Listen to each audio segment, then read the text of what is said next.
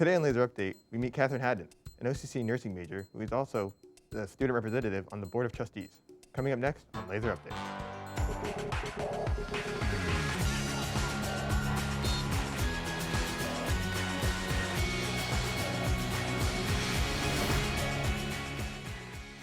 Good afternoon from the Kathy Hawkins studio on the OCC campus. This is Laser Update. I'm Orlando Gully. And I'm Mike Kaminsky. It's May 4th, 2022. Happy May the 4th be with you day. Orlando, I am your father. That can't be possible. Okay. Thank you for joining us. Let's get started. First up, let's get laser focused on Catherine Haddon, an OCC student who has re-entered college later in her life to finally become a fully registered nurse. Catherine Haddon is a second-level nursing student. She's been inducted into the PTK and is the student representative on the Board of Trustees at OCC. Her journey to becoming a nurse has been long with many twists and turns, starting when she joined the military. I was in the military and I was sent home in order to take care of my father, who had some issues after a surgery. I helped take care of him. I've always had a passion since then. I became an LPN after I returned home from the military. I had gotten married and put my ex-husband through college, then decided it was time for me, but I had children at the time, so the LPN route seemed like the best route for me. So decided to just put it on hold for a while I gained some experience. So this time has been a lot different. There are younger students here that are about the same age as my children. So it's really exciting to come back and to put my skills to use. My life has been impacted by COVID tremendously. I was working in a doctor's office when COVID started, and it was inconvenient because I lost my job, but at the same time it was a blessing because it gave me the opportunity to go back to school. I was very surprised when I was inducted to PTK. I wasn't sure what it was to start with. If you put your mind to it, you can achieve high enough grades, and if you stay committed, and it's really made me want to strive to be better. I plan on finishing here and working as a registered nurse at the associate level, continuing with Upstate Medical University to finish my bachelor's within the next 5 years. It's always been a desire of mine to make sure that I could be compassionate and never give up, try again, and if you don't know the answer, look it up. I can't believe after all of her training to become a nurse, she still has time to be involved in the PTK and act as the student representative of the Board of Trustees. Now we take an even deeper dive into the obstacles that Catherine Haddon overcame to reach the position that she's in now. Bryce Link has more.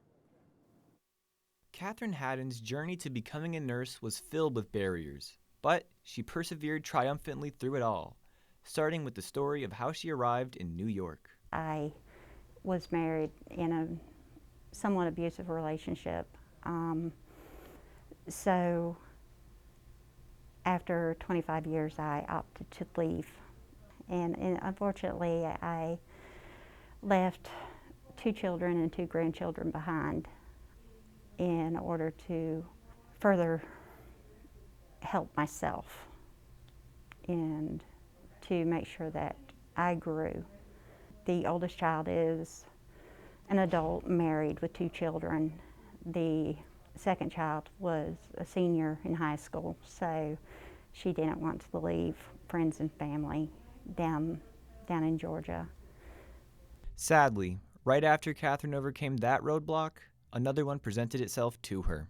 3 months after I moved to New York, I was diagnosed with kidney cancer, and it required a radical nephrectomy, which is the complete removal of a kidney. I opted for that in order to not have to do chemo or radiation, but still have to do the same tests and so forth with the urologist that a patient does that has to have chemo. Catherine always said that laughter is the best medicine. Throughout her time in the hospital, she would use any chance she had to lighten the mood, like when she pranked her doctor by blowing up a glove and putting it under her gown, making it look like she was pregnant. It seems that everything's looking much better for Catherine now. She has a new loving fiancé who she enjoys sailing and hiking with, and a great relationship with her children. She's also finally reaching her initial goal of being a nurse. It's honestly astonishing that Catherine is still pushing through all the barriers to continue her education. In this COVID age, nursing is a challenging field. It's good to know that people like Catherine are still willing to do the job. The SRC Arena is a multifunctional building. It holds classes, COVID testing, and even bigger events like career fairs and graduation. But the greatest aspect of the arena is the YMCA. The Southwest YMCA right here on campus is one of 8 branches in Central New York. OCC students pay a $60 recreation fee in their tuition that allows full access to the Southwest Y. I sat down with Kelly Notman, the Associate Executive Director of the Southwest YMCA. She explained to me why she thinks students should take advantage of the on-campus facility. There isn't a lot to do on campus, so it's a great option for students to not only take advantage of the health and wellness benefits, but also too, we have some great programs. Our YMCA has basketball courts, a track, fitness classes both online and in person, weights and cardio equipment, and for an additional fee, personal training. If you pay $10 as a student, you can go to any of our Central New York branches, which is a huge added benefit because some of our branches have pools and other activities, maybe in the summer if you live close. So definitely a benefit there. If you do decide to check out the gym, please be conscious of the others that use it. It is important to clean the equipment when you're done, as well as to put things back where they belong for other members. The convenience of a gym being right on campus is perfect for a student's schedule. You can go before, after, or even in between classes. If you're looking to improve your lifestyle, I know I'm still trying to lose my freshman 15, you can activate your YMCA membership at any time on their website at ymcacny.org. Be sure to select the Southwest branch right here on the campus. Don't neglect your health, because nurses like Catherine already have their hands full. The long-awaited backstory of a fan-favorite character in the Star Wars saga, Obi-Wan Kenobi, will finally be revealed on Disney Plus streaming service. Six-hour-long episodes which covers the first time in between the prequels and the original 1970s trilogy. It comes out on May 27th, that's Memorial Day weekend, so be sure to mark it on your calendar.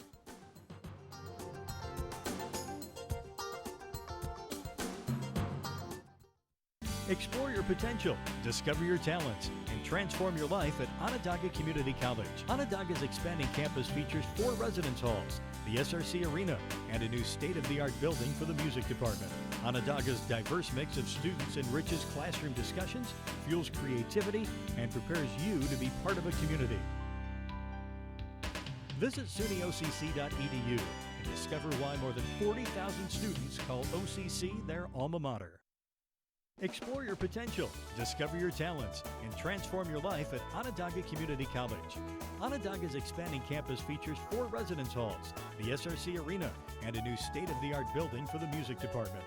Onondaga's diverse mix of students enriches classroom discussions, fuels creativity, and prepares you to be part of a community.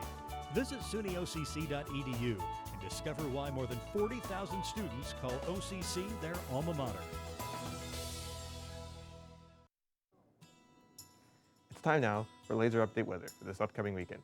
On Friday, expect cloudy skies with a low of 42 and a high around 64.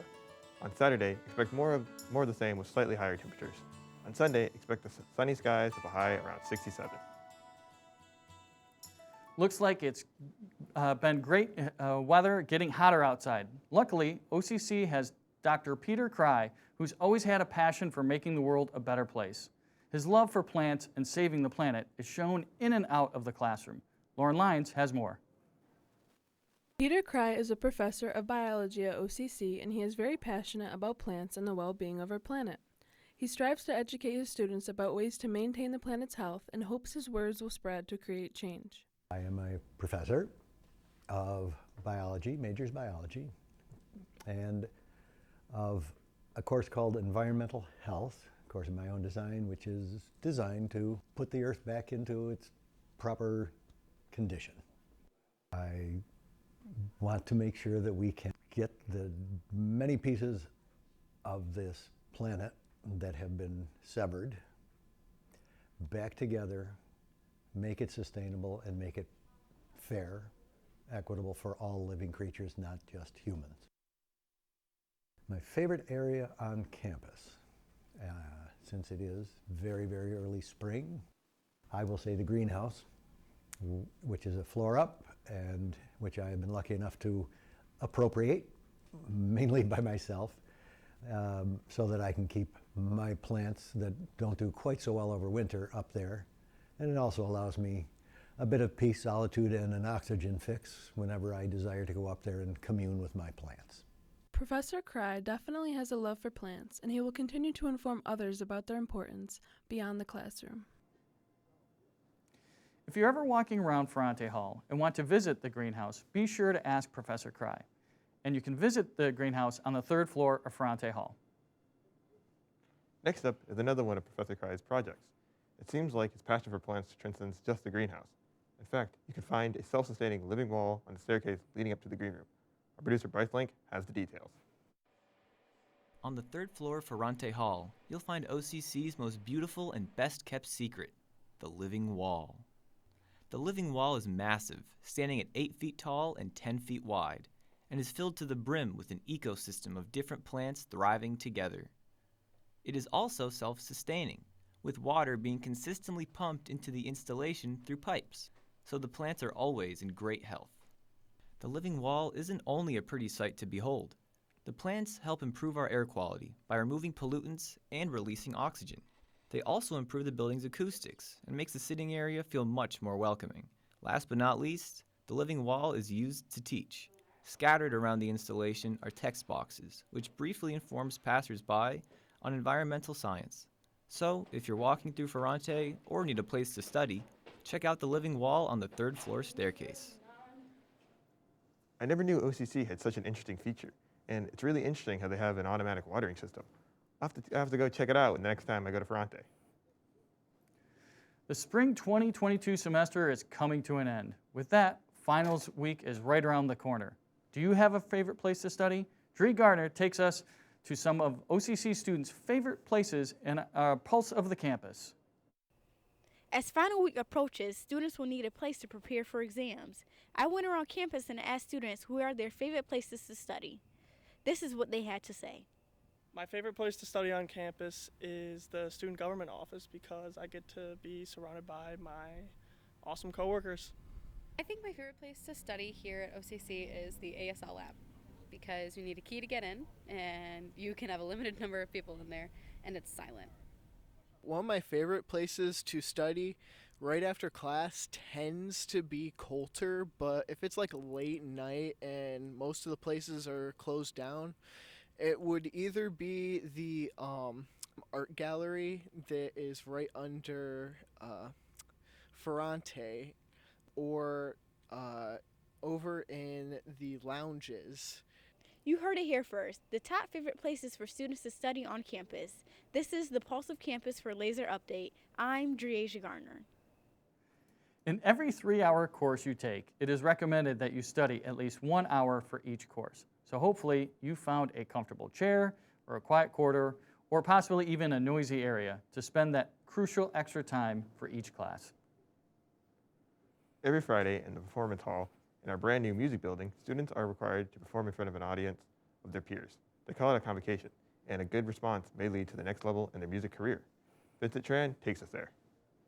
Every week, the OCC Music Department holds music convocations to give their students chances to show off their skills or to invite professionals to perform for the students to show them what a musician with years of experience can achieve. On Monday, the 2nd of May, Dr. Michael Noble came to perform his piece, American Dissident.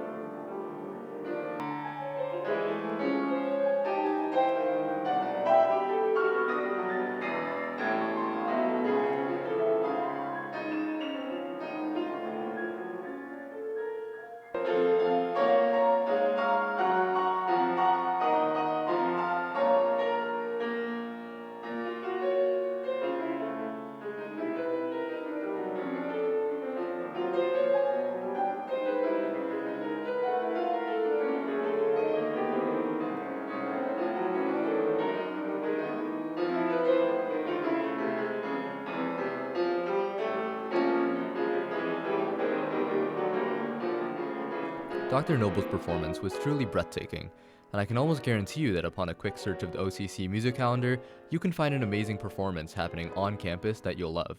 Definitely keep an eye on these performers' bright futures. There's only 2 more music convocations coming up on May 13th, which leaves you only 2 more Fridays to see our music majors at their best. Make sure to take advantage of the opportunity before it's too late. Coming up in the near future are some musical events. May 4th is OCC's Wind Ensemble performance happening at 7 p.m. The second half of Dr. Peter Rovitz's faculty recital is happening on May 6th at 7:30 p.m. Finally, we have the Spring Pops concert for the Singers and Jazz Ensemble on May 8th at 3 o'clock p.m. Be sure to stop in and check out all of OCC's wide range of talent.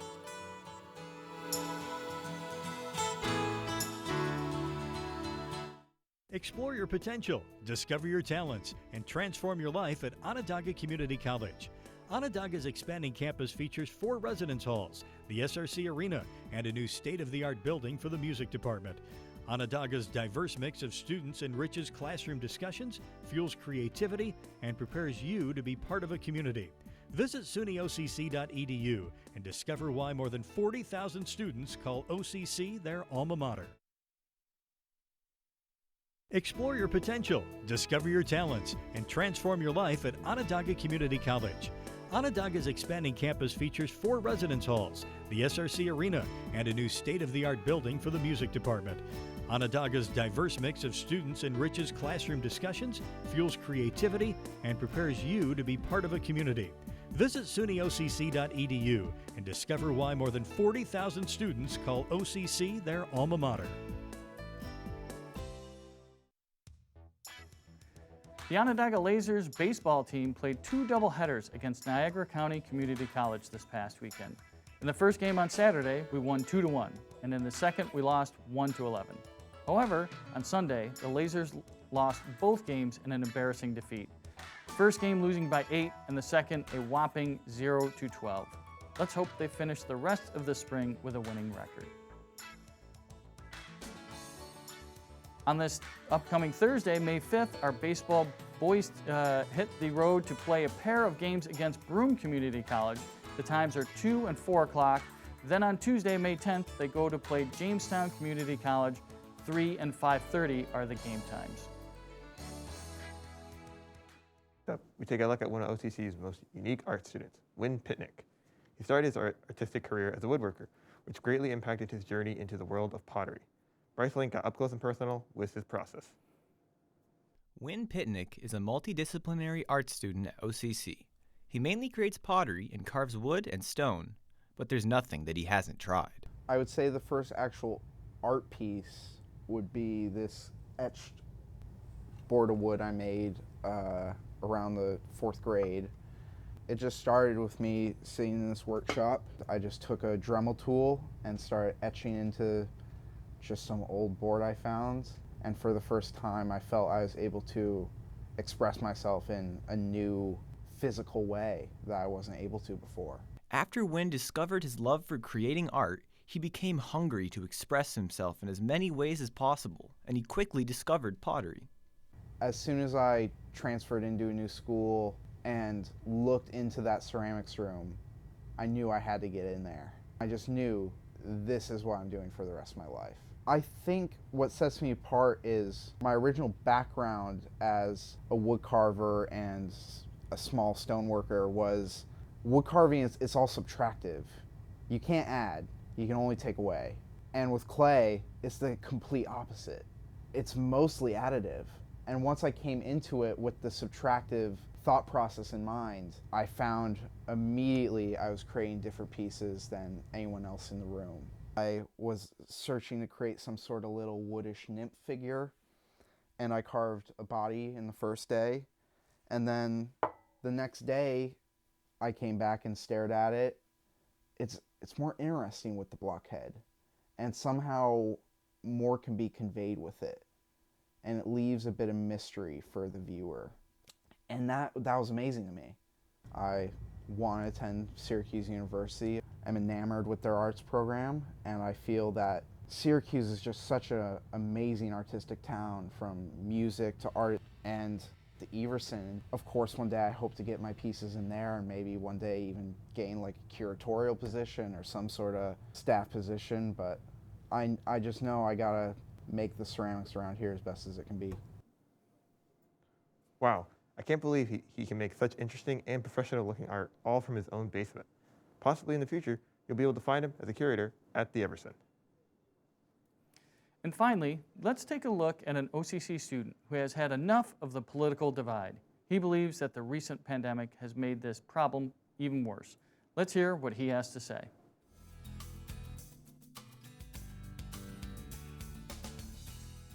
It's 2022. The COVID pandemic has left an impact on everyone in some way. I've noticed that generally, people have become angrier about politics and are certain that what they believe is the truth. I've seen the political divide growing between strangers on the internet, while the algorithms governing the online world cement this by feeding us information aligning with our beliefs. This is leading people to become increasingly radical, and the comment sections of online posts have never been as hostile. I've witnessed our news channels doubling down on spreading fear, and the viewers expressing this fear with anger. The constant spinning of facts has led to opposing narratives covering the same exact stories. I've experienced tensions rising among friends. For example, some of my friends saw that I had a Joe Rogan podcast loaded onto my phone, and they felt the need to voice their concerns as they believe that he is nothing more than a dangerous and racist spreader of misinformation. And finally, I've even seen evidence of this political divide from within my own family. I got vaccinated, and my family chose not to. Their fear over my decision was clearly visible. These issues will not be fixed by forcing either enemy party to comply. A middle ground will have to be found. I believe that everyone would benefit from accepting the possibility that what you believe to be the truth could turn out to be false. But at the end of the day, America was built on the battleground of this sort of political conflict. I just hope that we continue to use arguments and policies rather than physical war for this fight.